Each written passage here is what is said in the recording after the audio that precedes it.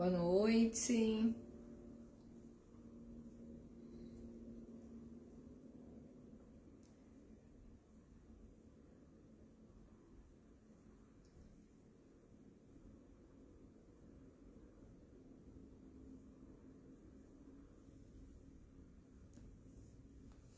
Olá, Jones.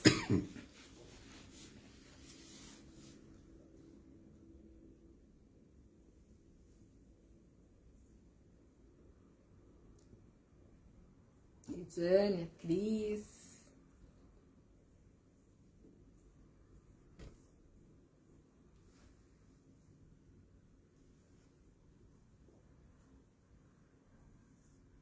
Dona Celeste.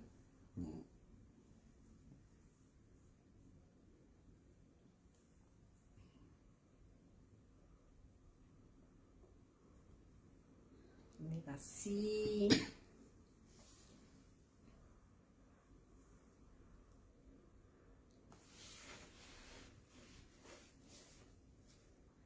Boa noite a todos aí.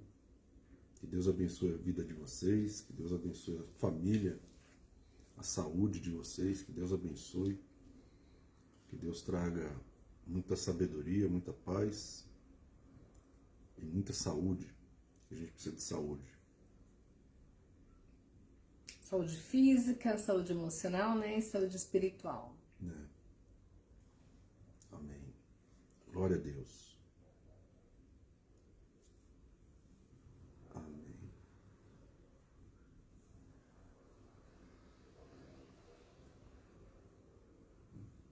Podemos começar? Podemos começar.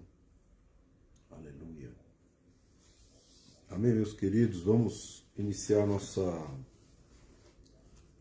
bate-papo falando sobre família e sua estrutura cristã. E hoje nós vamos continuar falando sobre alguns princípios importantes na questão da nossa vida financeira. Porque a nossa vida financeira, o som está baixo, vamos ver se muda aqui. E agora, o som está melhor? Melhorou?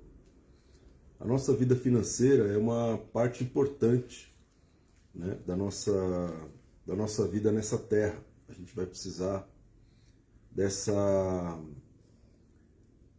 área, né, tá bem resolvida para que a gente possa viver na bênção do Senhor. Muita gente acaba não tendo uma vida plena por causa das finanças.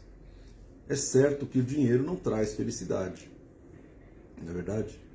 O dinheiro não traz felicidade mesmo. Tem gente que é feliz sem ter nada, sem ter dinheiro, porque a pessoa está resolvida, ela não tem problema com relação ao dinheiro e ela está feliz com o que ela tem, com o que ela é, com o padrão de vida que ela tem.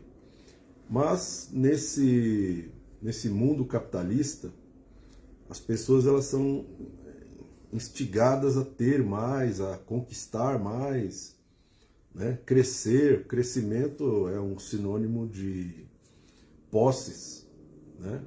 Você tem que ter alguma coisa, você tem que conquistar um apartamento, tem que conquistar uma casa, um carro. E isso é colocado na cabeça das pessoas quando elas se casam. Mas é importante que a nossa vida não seja baseada nessas coisas. Apesar de ser baseada nessas coisas, e está errado, nós precisamos ter uma mentalidade mudada para que a nossa vida seja baseada em cima da palavra de Deus, em cima dos princípios e propósitos do Senhor. E é só assim que a nossa casa vai ter uma rocha embaixo dela. Aí você pode não ter dinheiro, mas você está firme, você está de pé, e você tem fé suficiente para suportar qualquer situação, qualquer desafio. Isso o dinheiro não compra. O dinheiro não compra a tua fé, o dinheiro não compra a revelação da palavra, o dinheiro não compra muitas coisas que são as mais importantes. Amém? Então nós vamos orar, pedir para Deus falar conosco essa noite. Nós vamos falar de 4 princípios importantes para ter uma vida financeira abençoada por Deus. Pai, em nome de Jesus, Sim, Pai, nós Senhor. entregamos esse tempo nas tuas mãos, no teu Sim, altar. Pai. Imploramos a tua misericórdia sobre nós, imploramos a tua graça, imploramos, Pai, o teu perdão dos nossos pecados, Sim, das Pai, em nome nossas de falhas. Jesus. Imploramos, Pai, a tua presença dentro da nossa casa, no nosso coração. Amém, Que a Senhor. tua palavra, Senhor, seja viva e eficaz dentro de nós. Nos ensina, Senhor, aquilo que nós temos que aprender nesse dia. Fala conosco de maneira específica, de maneira pessoal. Quebra todo jugo, tira todo peso, remove, Amém, Senhor, sim, também amém. qualquer seta do inimigo no nosso coração. Amém, Senhor. Coloca em nós, Senhor, a tua armadura e nos cobre com o sangue do Cordeiro. Opera, Senhor, durante a tua palavra uma libertação, que a libertação vem pelo conhecimento. Verdade, Então libera Pai. conhecimento sobre nós, Pai. Amém, Que nós Senhor. sejamos libertos, curados, em nome de Jesus, Pai. Amém, Senhor. Amém. Amém. Amém. Eu vou ler um texto aqui para a gente começar o primeiro ponto sobre o primeiro segredo. Né? São muitos segredos que a palavra de Deus fala, mas a gente isolou aqui 4 para que a gente possa ter uma vida de prosperidade e tranquilidade. Lucas 16, versículo 1 diz assim: Disse Jesus também aos discípulos: Havia um homem rico que tinha um administrador, e este lhe foi denunciado como quem estava a defraudar os seus bens. Então, mandando chamar, lhe disse: Que é isso que ouço a teu respeito? Presta contas da tua administração, porque já não podes mais continuar nela.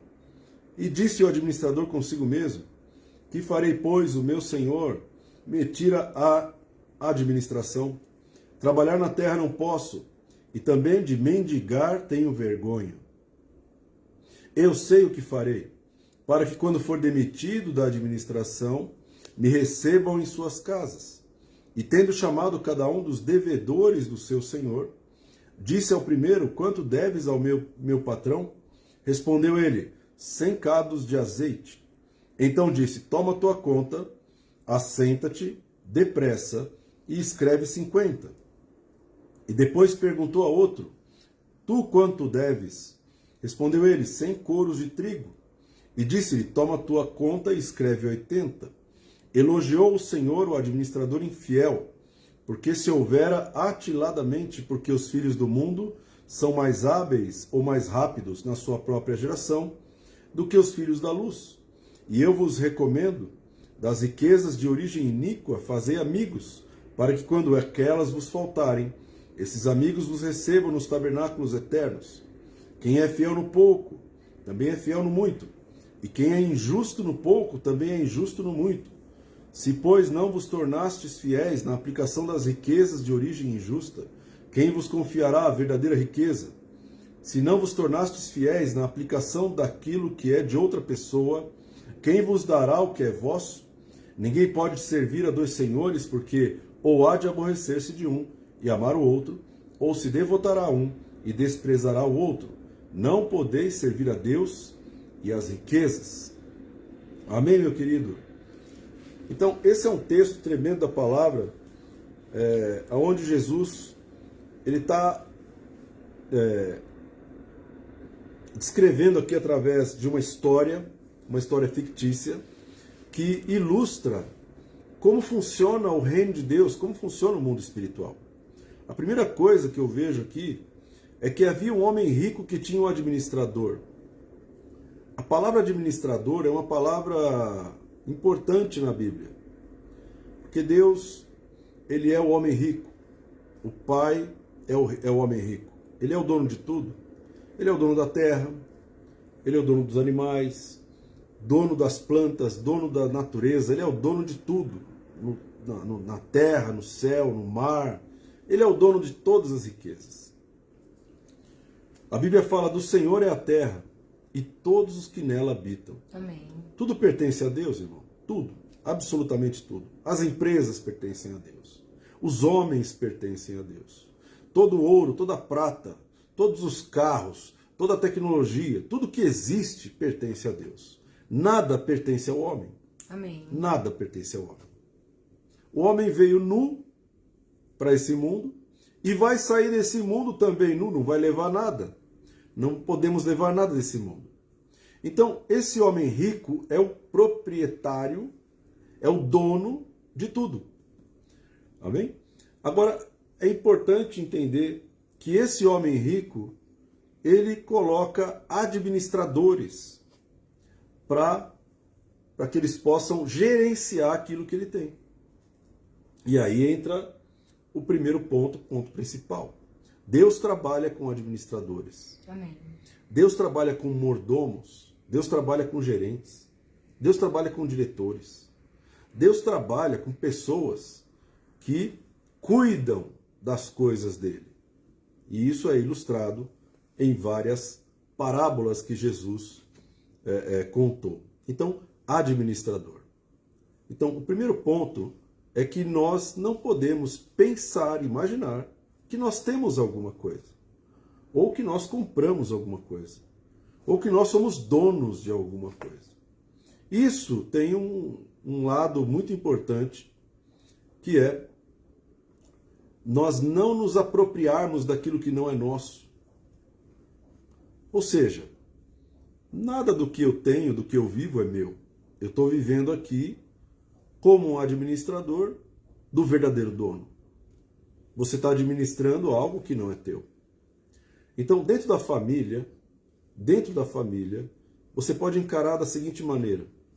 Quando você casa, você é enquadrado numa palavra bíblica que diz o seguinte: aquele que encontra uma esposa acha uma coisa boa e encontrou o favor do Senhor. Deus foi favorável com você e você se casou. Agora, quando você olha para sua esposa, se você olhar para ela como se ela fosse tua, você está se apropriando de algo que não é teu. Você não é o dono dela. Quem é o dono dela? É o Pai. É o Senhor. Qual que é a tua função em relação a essa mulher que você casou? A tua função é administração. Você precisa zelar por ela. Você Amém. precisa protegê-la. Amém. Você precisa cultivá-la. Você precisa fazer com que ela cresça. Fazer com que ela se multiplique. Fazer com que ela alcance os propósitos que o dono dela tem para ela. É muito simples. Eu sou um administrador da minha esposa. Amém. Você é um administrador da sua esposa. E a esposa também é uma administradora do marido. E os dois são administradores dos filhos. Né? A Bíblia diz que os filhos são herança do Senhor. Amém. Os filhos não são do casal, são de Deus. Né? O fruto do ventre é o galardão do Senhor. Herança do Senhor. Então, quando você fala a herança é do Senhor, pertence a Deus. Os filhos são de Deus. E você administra os filhos que são de Deus, que pertencem a Deus, enquanto eles estão debaixo da sua tutela. Então, isso denota essa parábola do homem rico que tem um administrador. Então, o que ele espera dos seus mordomos? Ele espera que os seus mordomos sejam fiéis. Não é verdade? Eu não sei se você já pegou o carro de alguém. O carro não é teu, você pegou emprestado. E você sai dirigindo esse carro. Você dirige esse carro de que maneira? Você dirige esse carro como se ele fosse teu? Ou você dirige esse carro com mais cuidado? Ou você dirige esse carro com menos cuidado? Se eu bater esse carro não é meu. Eu vou arranjar um problema com o proprietário desse carro. Principalmente se esse proprietário do carro for o teu chefe. Se ele for o teu patrão e o teu patrão falar para você: toma a chave do meu carro e vai até a cidade tal, pega um pacote e volta. Como é que você vai dirigir daqui até aquela cidade? Será que você vai ultrapassar o limite de velocidade? Será que você vai ser imprudente? Como que você administra aquilo que não é teu? O que Jesus está falando nessa parábola é exatamente isso, meu irmão. Deus trabalha com administradores. Amém. Agora, se você quer ter o primeiro segredo de prosperidade, você tem que ser fiel na sua administração. Fiel na sua administração. Esse administrador infiel aqui, ele ia ser destituído, ou seja, ia ser demitido da sua administração. O que é uma pessoa ser demitida da sua administração? Uma pessoa ser demitida da sua administração é quando Deus tira o emprego dela. É quando Deus tira o carro dela, quando Deus tira a casa dela, que ela está morando. É quando Deus ele começa a tirar os bens que essa pessoa está usufruindo. Por quê? Porque ela está sendo infiel com aqueles bens. É exatamente isso que está acontecendo aqui. O administrador infiel não ia ter onde morar. O administrador infiel não ia ter como pagar suas contas, não ia ter como sustentar sua família, ele não ia ter nada, nenhuma estrutura financeira. Então, essa parábola ela me ensina muitas coisas, mas a principal delas é que eu preciso ser fiel nas coisas pequenas, nas coisas que Deus colocou na minha mão. E fidelidade não é algo nato do ser humano. Precisa ser do Espírito Santo. Precisa ser cultivado. Isso. Né? O Espírito Santo. Fidelidade é um fruto. É um fruto, né, do Espírito Santo. Porque humanamente nós somos os traíras, né? Uhum. Porque a gente vem de uma origem pecaminosa. Então a gente depende do Espírito Santo para ser fiel. Exatamente. E o Espírito Santo é um excelente administrador. Então, esse princípio da administração, ele é um princípio importante, meu querido. Se você quer saber como que uma pessoa vai ser colocada sobre o muito, é simples. É só ela ser fiel quando ela está sobre o pouco. O que você faz com o pouco, vai determinar aonde você vai chegar, se você vai chegar a estar sobre o muito. Né? A Bíblia diz assim, quem é fiel no pouco, também é fiel no muito. Então, esse senhor rico aqui, que é Deus, que é o próprio Pai, ele começa a fazer algumas provas com a nossa vida. E ele prova a fidelidade que nós temos nas pequenas coisas.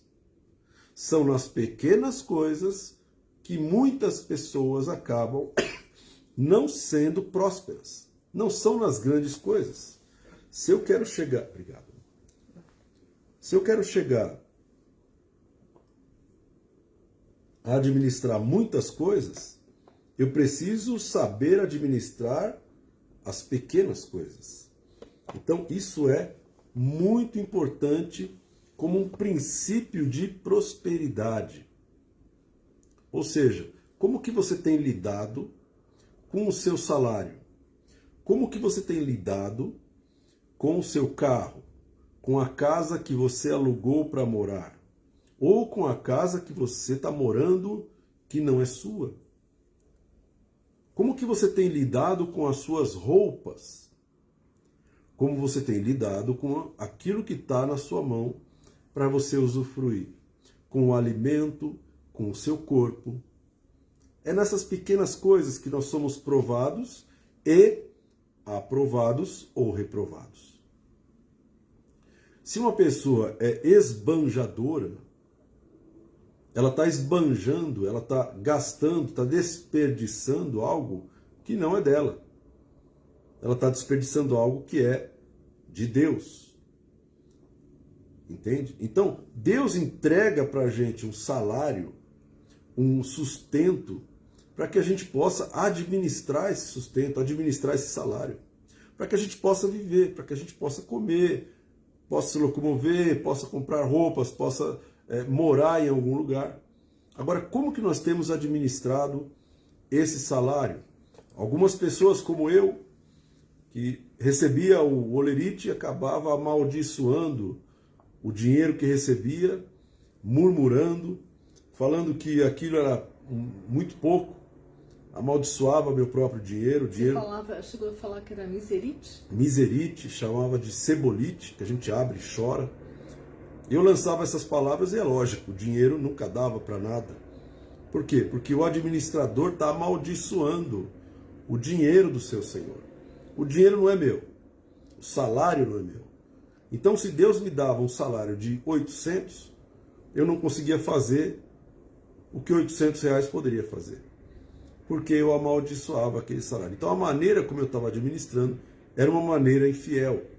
É lógico que a infidelidade vai gerar exatamente o que gerou aqui nesse administrador, demissão. Você não pode estar mais sobre os meus bens, sobre as minhas posses. Quando Deus cria a terra, Ele cria a terra, cria o mar, cria os animais, cria tudo, e Ele coloca o homem para fazer o quê? Na terra que é dele. Ele coloca o homem para governar o jardim, para governar o planeta inteiro que não é dele. Isso não mudou.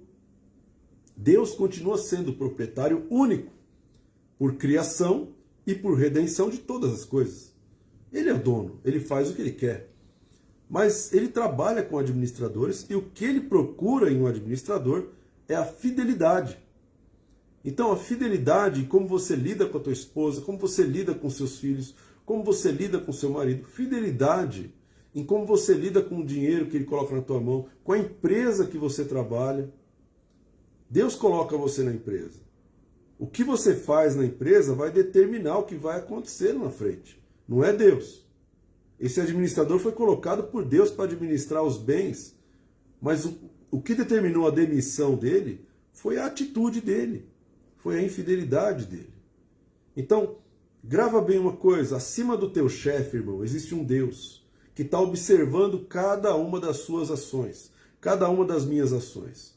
E os olhos dele estão em todos os lugares, né? Não precisa de uma auditoria, Exatamente. Né? Ele consegue ver tudo simultaneamente, né? Então Deus está olhando. Né? Quando você amaldiçoa o carro que você tem, a casa que você tem, quando você libera uma palavra ruim, você é o administrador, você tem autoridade. Então tem uma hora que Deus fala assim, você já não pode estar como meu administrador.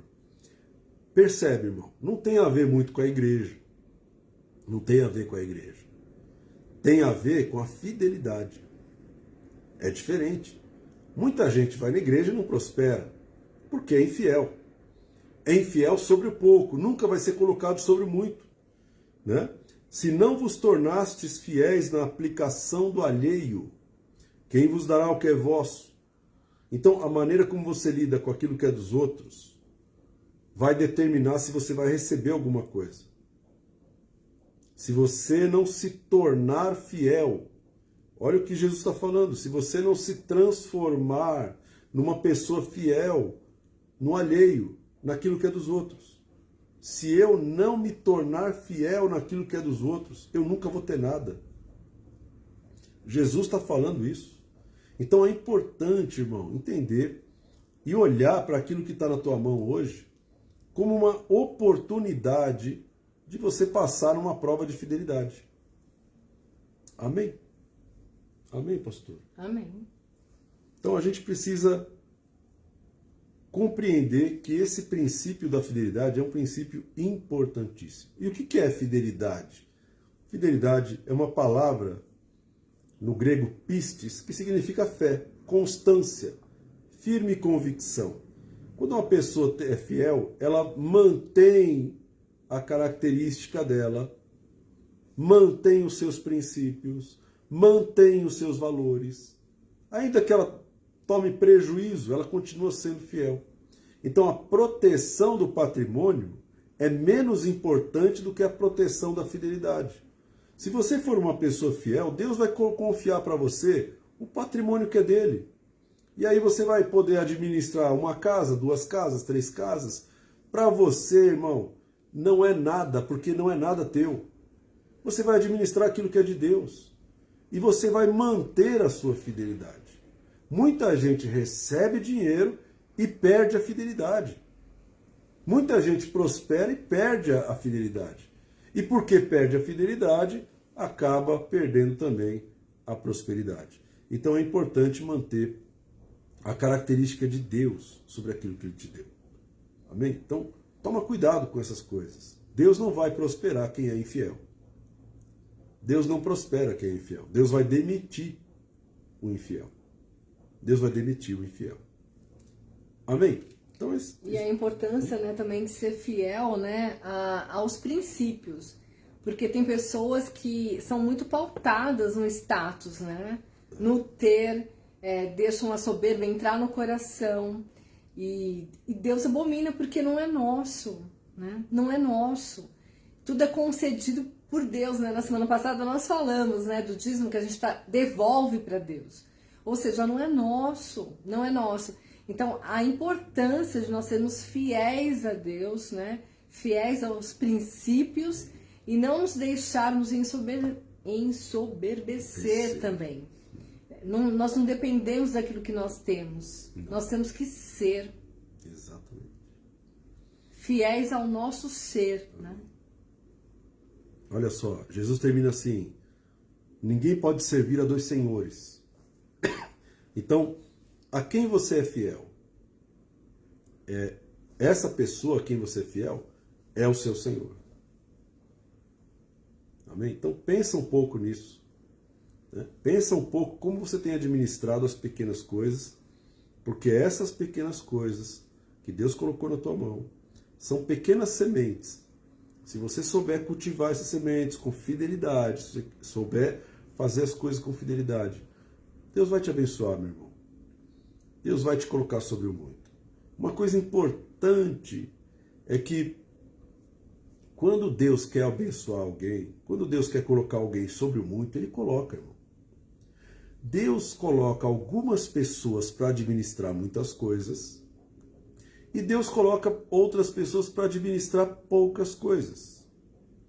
Foi o que Ele fez em outra parábola. Para um servo Ele dá 5 talentos, para outro Ele dá 2 talentos e para outro Ele dá apenas 1. E a palavra de Deus diz que a cada um Ele deu segundo a capacidade de cada um.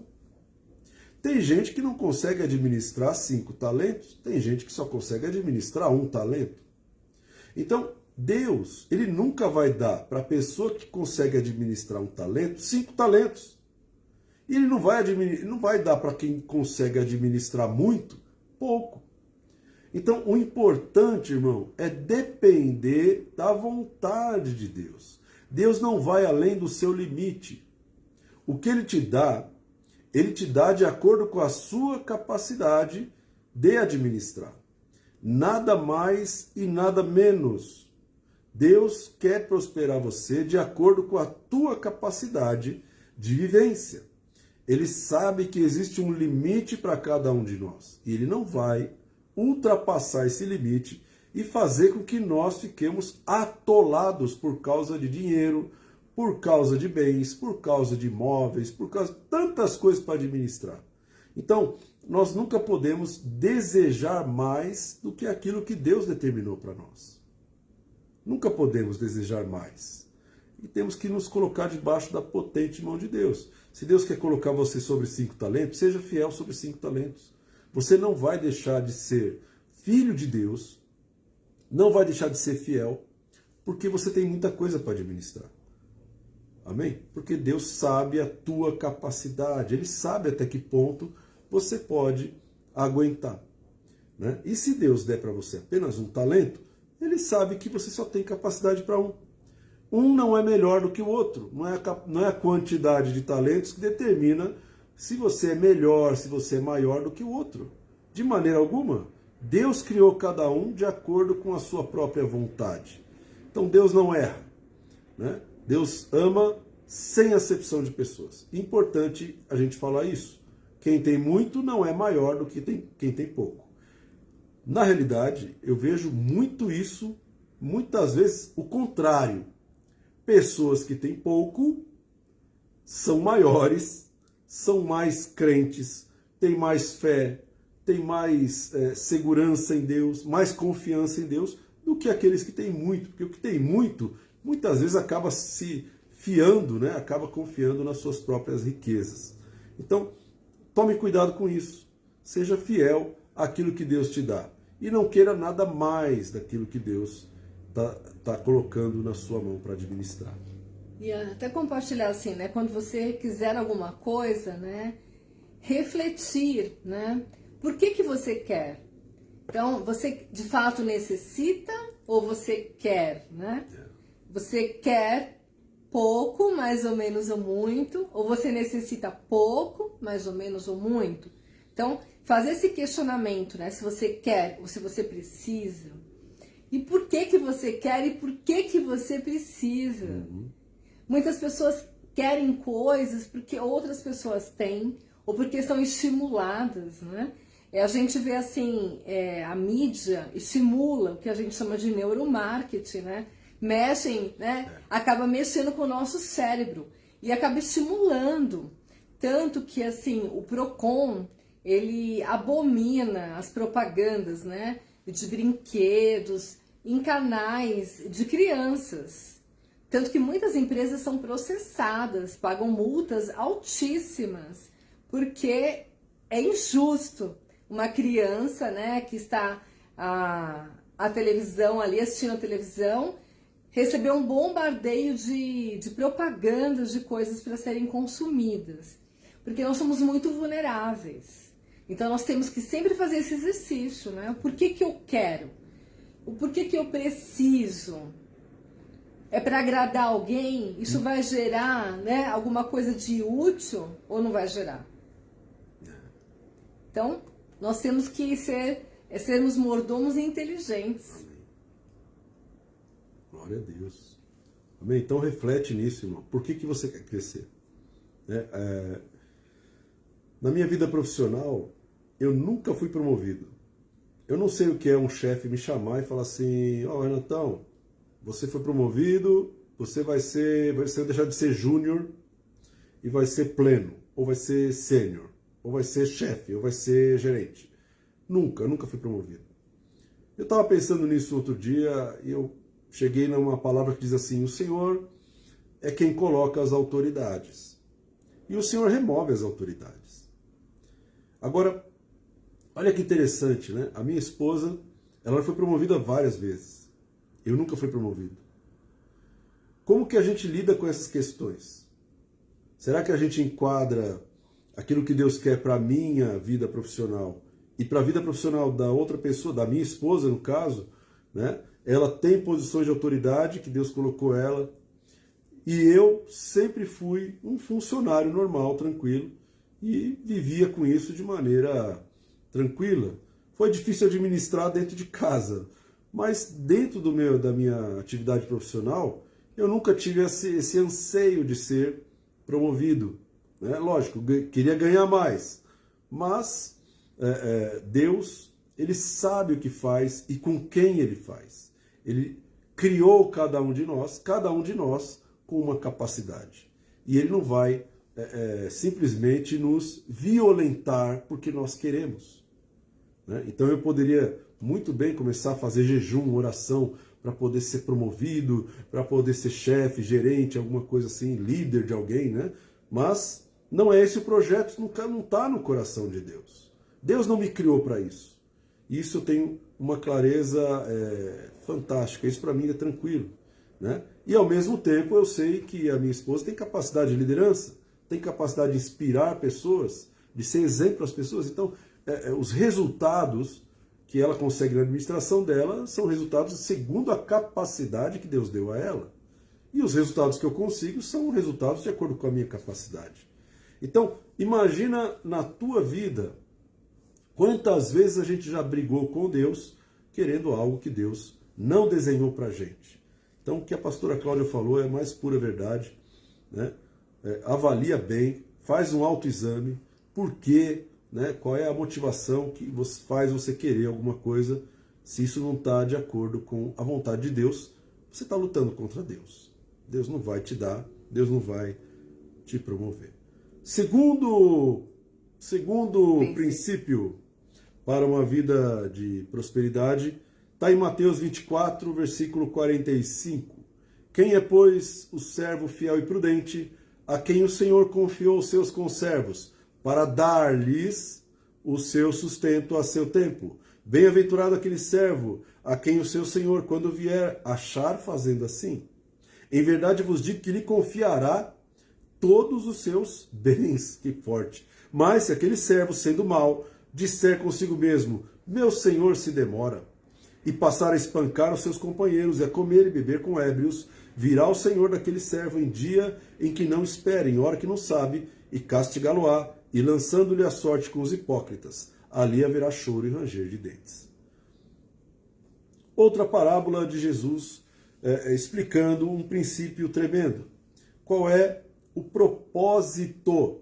O propósito de Deus em colocar administradores sobre aquilo que é dele. Generosidade.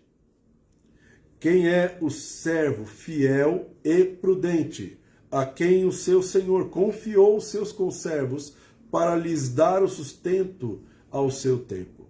Olha, esse servo fiel e prudente, Jesus está perguntando, quem é ele? Essa pessoa, ela foi colocada sobre as posses, sobre bens, ele tem muita coisa para administrar, mas Deus, o dono de tudo, ele confiou essas coisas na mão dele para que ele possa distribuir, dar o sustento para os outros, para que ele pudesse alimentar as famílias, para que ele pudesse ajudar os conservos, pessoas que são iguais a ele, não tem diferença nenhuma. Só que uma pessoa está a cargo daquilo que é de Deus e outra pessoa está recebendo da mão daquele conservo aquilo que é de Deus. Então, a generosidade é um princípio poderoso. Provérbios diz a seguinte palavra: existem pessoas que dão generosamente e prosperam. Aqueles que retêm mais do que é justo e empobrecem. Provérbios fala aqui, ó, aquele que espalha, aquele que dá para os pobres, enriquece. E aquele que retém, empobrece. Esse é um princípio poderoso.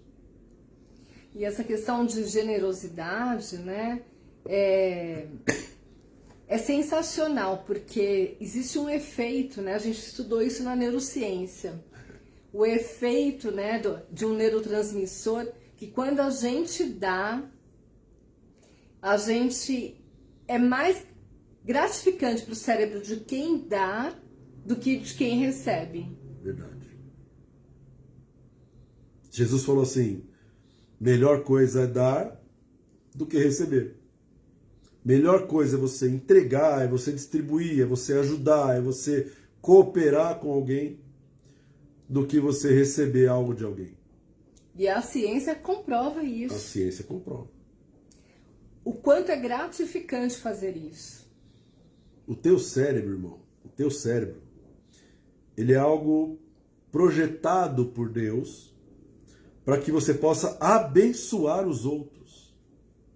Se tem algo que vai te dar prazer maior do que você prosperar, é quando você prospera alguém. É quando você abençoa a vida de alguém. É quando você semeia a sua semente. É quando você distribui uma cesta básica. É quando você ajuda a pagar o aluguel de alguém. É quando você ajuda as pessoas ao teu redor. Quando você faz isso, o nível de dopamina, o nível de serotonina, o nível de neurotransmissores que liberam sobre a tua mente uma sensação prazerosa é muito maior. E aquela sensação ela fica mais tempo na sua vida. Por isso Jesus falou, melhor coisa é dar do que receber. E é interessante que essa questão, né? Deus é o abençoador, né? Ele é o dono da bênção. E nós somos imagem e semelhança dele. Então, assim, quando a gente quer praticar a imagem e semelhança de Deus, ser sal e luz, é abençoando a vida das pessoas. É uma atitude, né, de materialização da imagem e semelhança de Deus. E olha só, tem um texto que diz assim, ó, espalhou, deu aos pobres, a sua justiça permanece para sempre. Quando você espalha e você entrega aos pobres, a sua justiça permanece para sempre. O que você agrada a Deus quando você é generoso, você não tem noção. Tem um homem na Bíblia chamado Cornélio. E Cornélio fazia duas coisas. Ele, de contínuo, a Bíblia diz que ele tinha o hábito de orar. E ele tinha o hábito de dar esmolas. O que é a palavra esmola? é a palavra justiça, fazia justiça. Então, Cornélio era rico, mas de contínuo, irmão, ele se importava com as pessoas que eram menos favorecidas que ele. E ele ajudava essas pessoas continuamente. E a Bíblia diz que o anjo chegou lá para o Cornélio e falou: Cornélio, as tuas esmolas e as tuas orações subiram como memorial diante de Deus. E é isso que a generosidade faz. Agrada ao coração de Deus. Porque a pastora Cláudia acabou de trazer a revelação. Quem faz isso é verdadeiramente filho de Deus. Porque Deus é generoso. Deus é galardoador daqueles que o buscam. Então, a generosidade é um traço de Deus, uma característica de Deus. Deus é generoso. Deus não nega aqueles que pedem para Ele. Então, é muito importante que a gente tenha esse princípio da generosidade. E a generosidade não é algo que você vai ver em muitas pessoas ricas. A generosidade, normalmente, ela está presente em pessoas menos ricas. As pessoas menos ricas são as mais generosas. Por quê? Porque elas têm prazer em fazer aquilo. Aquilo estimula as ações dela. E isso traz um tipo de prosperidade que não pode ser medido em números. Que prosperidade é essa, pastor? O bem-estar psicossocial. Porque você está bem. Quando você ajuda alguém, você fica bem. E eu quero te dar uma dica, irmão. Se um dia você estiver mal, procura alguém para ajudar. Procura alguém pior que você e vai ajudar. Você vai ver que aquilo que você está passando vai sumir da sua mente. Você vai ter uma libertação instantânea no momento em que você ajudar essa pessoa. Então, fica a dica. Amém? É interessante que eu tenho, né, um primo irmão que ficou 6 meses em coma. E ele ficou por um bom tempo, né, na UTI.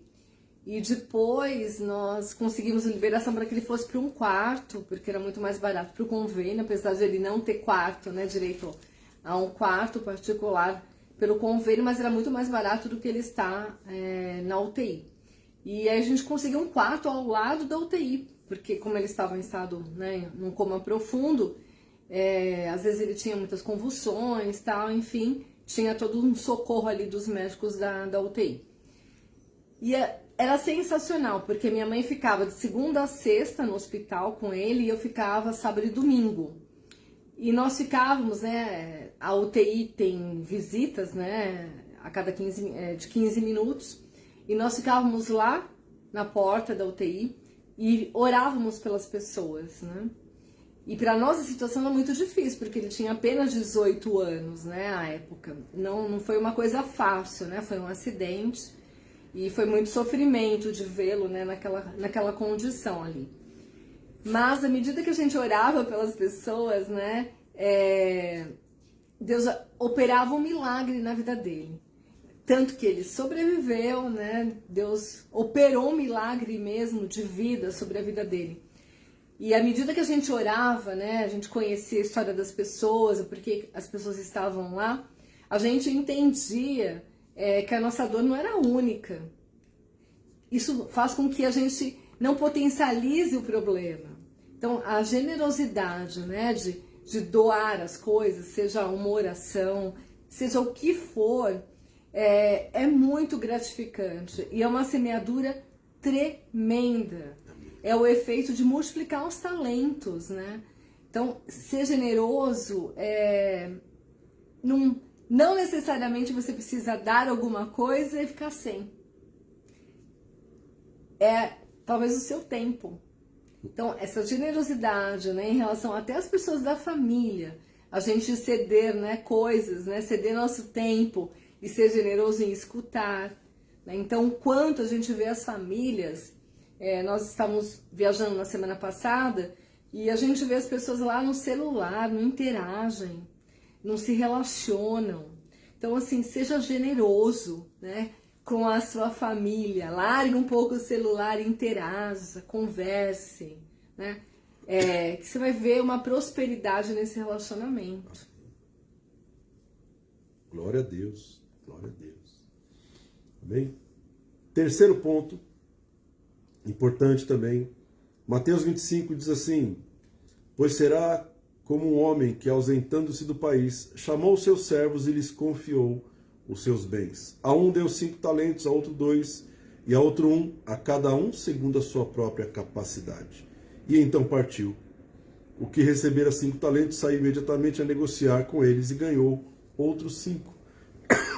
Então, o que essa parábola está me dizendo é que eu preciso me responsabilizar com o talento que Deus colocou na minha mão. E eu preciso compreender o que eu preciso fazer com esse talento. O que eu tenho que fazer com esse talento? Um talento de prata correspondia a 25 anos de serviço. O salário de 25 anos de trabalho era igual a um talento de prata. Então você imagina, quando você recebe um talento de 25 anos de serviço, esse senhor deu 5 talentos para um servo, e ele falou assim: negociai até que eu volte. O que eu tenho que fazer com esse talento? O que significa esse talento? O que quer dizer esse talento? O que Deus colocou na tua mão, meu irmão, ele precisa que seja multiplicado na tua mão. É simples assim. E nós nunca multiplicaremos aquilo que Deus colocou na nossa mão se nós não tivermos responsabilidade sobre aquilo que nós temos, sobre aquilo que nós temos que administrar. A responsabilidade é algo que as pessoas não querem de maneira natural. Eu não quero me responsabilizar pela minha esposa. Eu não quero me responsabilizar pelos meus filhos. Se eles decidirem A, B ou C, não é minha responsabilidade. Se a minha esposa estiver mal, não é minha responsabilidade. Se meu marido estiver mal, não é minha responsabilidade. É a primeira coisa que a gente fala. A primeira coisa que a gente faz é tirar o corpo fora. Por quê? Porque isso vem do Éden. Desde o Éden, o homem tira o corpo fora. Senhor, foi a mulher que o Senhor me deu. A mulher foi o diabo, foi a serpente. Quer dizer, essa irresponsabilidade, ela trouxe problemas na área de prosperidade. Então, quando Deus coloca alguma coisa na tua mão, um talento, quando Deus coloca um filho na tua mão, quando Deus coloca uma esposa, quando Deus coloca um emprego, quando Deus coloca um bem, uma casa, um carro, é importante que você se responsabilize. O que é ser responsável por aquilo? É zelar, é cuidar, é negociar. Eu preciso fazer com que isso que está na minha mão se desenvolva, que isso se multiplique. Né? Então eu preciso fazer com que o meu filho se torne melhor, que a minha esposa se torne melhor, que a minha casa seja valorizada, que o meu carro se torne um exemplo, um modelo. Eu preciso ter essa atitude responsável com aquilo que está na minha mão. Então esse servo, ele recebeu 5 talentos e ele saiu imediatamente para negociar e para multiplicar os 5 talentos. Ele ganhou mais 5 talentos. Então, na família, irmão, a família é talento. A família é talento. Né? As pessoas pensam de maneira individual sobre os talentos. Né? Então Deus me deu um talento. Eu sei, por exemplo, fazer conta. Esse é o meu talento, tem que multiplicar meu talento. Não, meu irmão, o teu talento não está dentro de você. O teu talento está fora. O teu talento é a tua esposa, meu irmão. Teu talento não é a tua habilidade de fazer alguma coisa. Teu talento não é a tua habilidade de você desenvolver algum tipo de profissão, algum chamado. Teu talento não é esse. O teu talento mora com você, teu talento dorme com você, teu talento mora na sua casa com você. O teu talento é a tua esposa, teu talento é teu marido, teu talento são os filhos, teu talento é a sua família. Esses são teus talentos. Para um, Deus deu apenas um talento. Para mim, Ele deu apenas um talento. Para outros, Ele deu 5. Esposa e 3 filhos. Pronto. Tem 5 na casa. Pronto, são 5 talentos. Então, eu tenho que me responsabilizar em fazer a minha esposa melhor. Que ela cresça, que ela se desenvolva, que ela possa multiplicar a sua habilidade. Então Deus não vai fazer algo com você para que você fique sendo o centro das atenções. Deus não vai prosperar você para você ser o Deus da sua casa. Deus vai prosperar se você for fiel com aquilo que não é teu, a tua esposa. A tua esposa, cara, é o teu filho.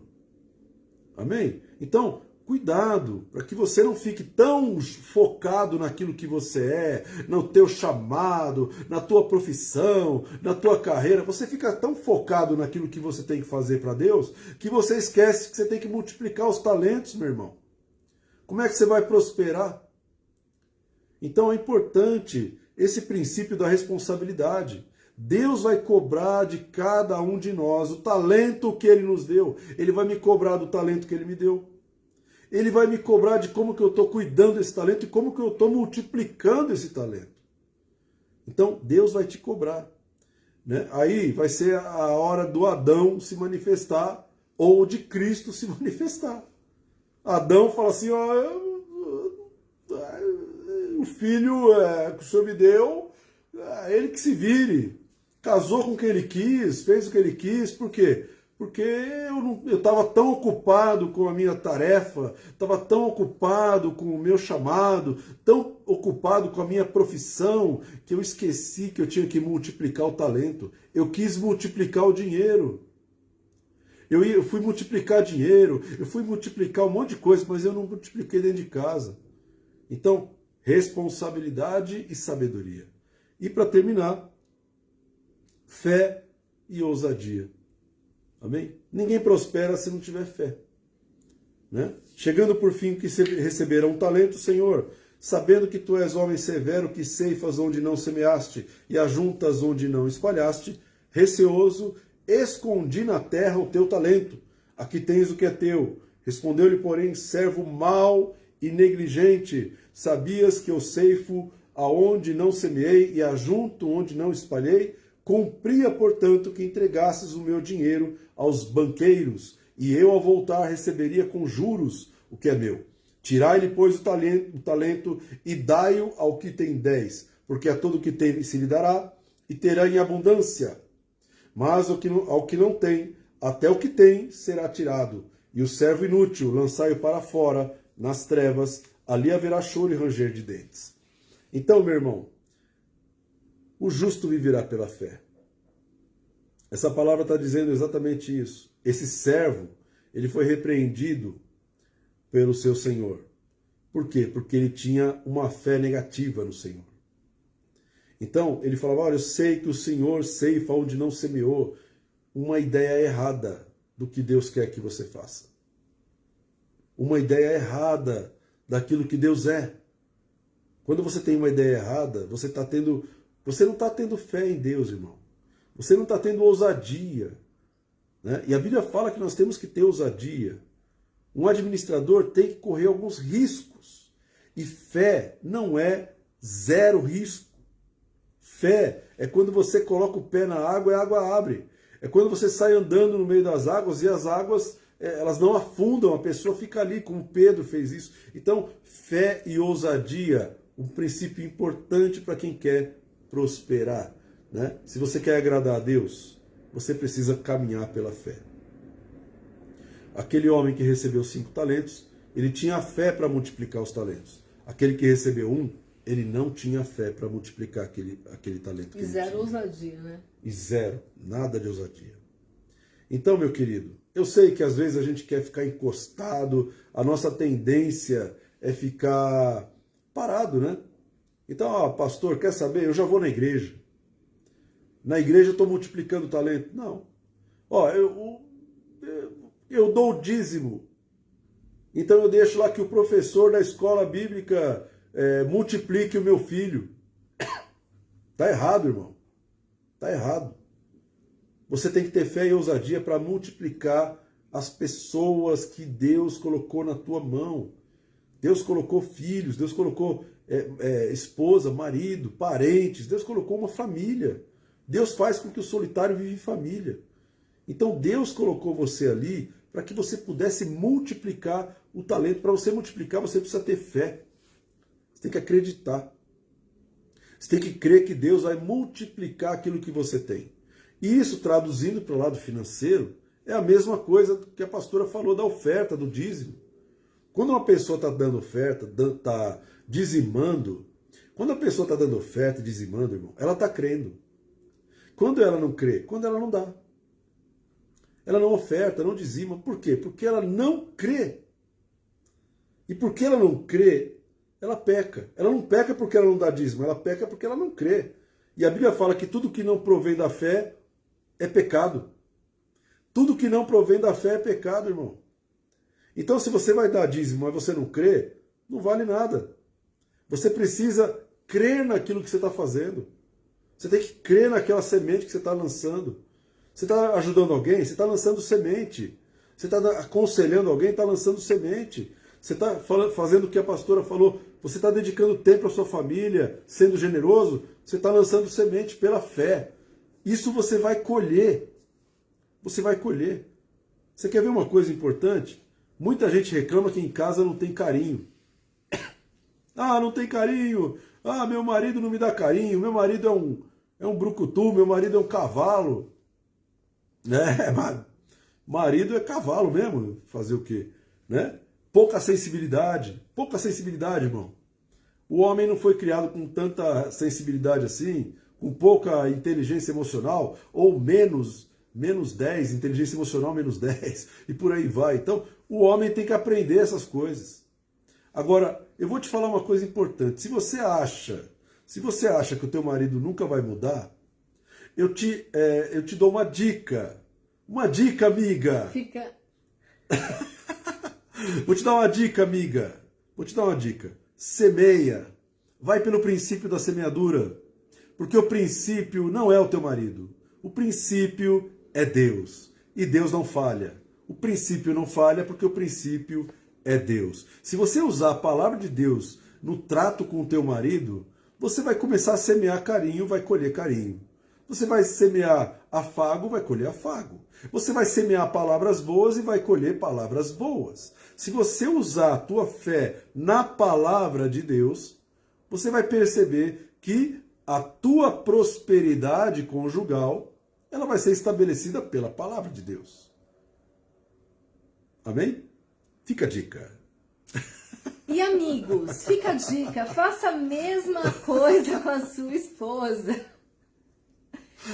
Trate com carinho, faça a mesma coisa, amigos, com as suas esposas. Isso é uma figura. Minha mulher é uma figura.